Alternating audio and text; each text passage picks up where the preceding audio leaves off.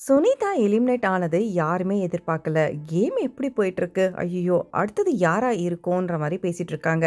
அப்ப மஞ்சரி சொல்றாங்க, "நான் எதிர்பார்த்தது தான் நடந்திருக்கு. நீ ரெடியா இருந்துக்கோ. அடுத்தது தான் நீ போவேன்னு" சொன்னதுக்கு, அதுக்கும் சொல்றாங்க, "எனக்கு முன்னாடி நெறைய பேர் வெயிட்டிங் லிஸ்ட்ல இருக்காங்க. ஸோ அவங்கலாம் போயிடுவாங்க."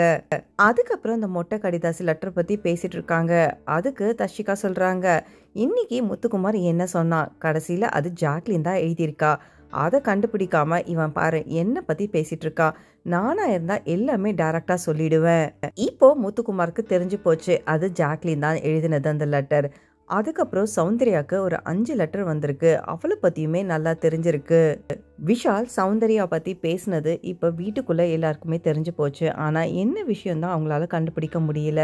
விஷால் பொறுத்த வரைக்கும் ரொம்பவே சோகமா இருந்தாராம்.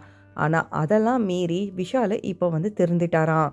அவன் சாப்பிடவே இல்ல. ஒரு மாதிரி இருந்தான். அதுக்கப்புறம் அவனை சொல்லி சமாதானப்படுத்தி அதுக்கப்புறம் தான் சாப்பிட வச்சோம். என்ன பொறுத்த வரைக்கும் அடுத்தது யாரு போவாங்கன்னு தெரியல. ஆனா அன்ஷிதா பொறுத்த வரைக்கும் அவ கேமு நல்லாவே இருக்கு. ஓட்டிங்லயுமே நிறைய டிஃபரன்ஸ் தெரியுது. எதுக்காக விஷால் எப்படி சொல்லியிருப்பான் அப்படின்னு சொல்லிட்டு பேசிட்டு இருக்காங்க. ஒருவேளை அவங்க சௌந்தர்யா உட்கார்ந்த விதம் சரி இருந்திருக்காது. அதனால்தான் அவர் ஏதாவது சொல்லியிருப்பாரு. ஸோ இதுதான் தப்பா போயிருக்கும். அதுக்கு சாச்சனா அங்க உட்கார்ந்து கட்டுறாங்க. அவங்க உட்கார்ந்த விதம் சரியில்லை. ஸோ அதை பார்த்துட்டு அவங்களுக்குலாம் அன்கம்ஃபர்டபுளாக இருந்திருக்கும். நீங்கள் பார்த்தீங்கன்னா அன்னைக்கு அவங்க உட்காந்து ஒரு மாதிரி பண்ண உடனே எல்லா பாய்ஸுமே வெளியில் போயிட்டாங்க.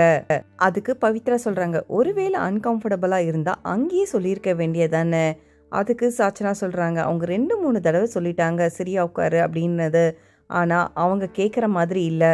ஜாக்லினும் 2-3 டைம்ஸ் சொல்லி பார்த்துட்டாங்க. ஆனால் அவங்க மனநிலைமையில கிடையாது. அதுக்கப்புறம் தான் கொஞ்சம் சரியாக உட்காந்தாங்க. ஸோ அதை வச்சு தான் பேசியிருப்பாங்களே தவிர வேறு எதுவும் தப்பாக பேசியிருக்க மாட்டாங்க. இதை பற்றி நம்ம அதுக்கு மேலே கேட்குறது ரொம்பவே தப்பாயிடும். தர்ஷிகா வெளியில் நான் எப்படி தெரிகிறேன்னு கேட்கும் போது, நீ வெளியில் ஒன்றுமே தெரிய மாட்டேங்கிற. பவித்ரா சுத்தம். அவள் என்ன பண்ணுறா ஏது பண்ணுறான்னு ஒன்றுமே தெரிய மாட்டேங்குது. நீ பொறுத்த வரைக்கும் பேக்கில் உட்காந்துக்கிட்டு ஏதோ ஏற்றி விடுற மாதிரி நல்லாவே தெரியுது. சாச்சனா பொறுத்த வரைக்கும் சௌந்தர்யா மேலே ரொம்பவே வன்மமாக இருக்கா. ஸோ அதனால தான் சாச்சனா எழுதின லெட்டர் சௌந்தர்யாவுக்கும் தெரிஞ்சு போச்சுன்னு சொல்லிட்டு இருக்காங்க. என்னதான் இருந்தாலும் இந்த வீக்கு வேற மாதிரி போயிட்டுருக்கு. ஸோ அடுத்த வாரம் ஸ்ட்ராட்டஜி இன்னுமே மாறும்னு சொல்கிறாங்க. ஸோ கேமை பொறுத்த வரைக்கும் சுவாரஸ்யமாக இருக்கான்னு தெரியல. வைல்ட் கார்டில் வந்தவங்க சுவாரஸ்யப்படுத்துவாங்களா இல்லையான்றத இந்த மாதிரி அப்டேட்ஸ்லாம் பார்க்கறதுக்கு என்னோட சேனலை மறக்காமல் சப்ஸ்கிரைப் பண்ணி சப்போர்ட் பண்ணுங்கள். அப்படியே பக்கத்தில் இருக்க பெல் நோட்டிஃபிகேஷனை கிளிக் பண்ணுங்கள். தேங்க்ஸ் ஃபார் வாட்சிங் மக்களே.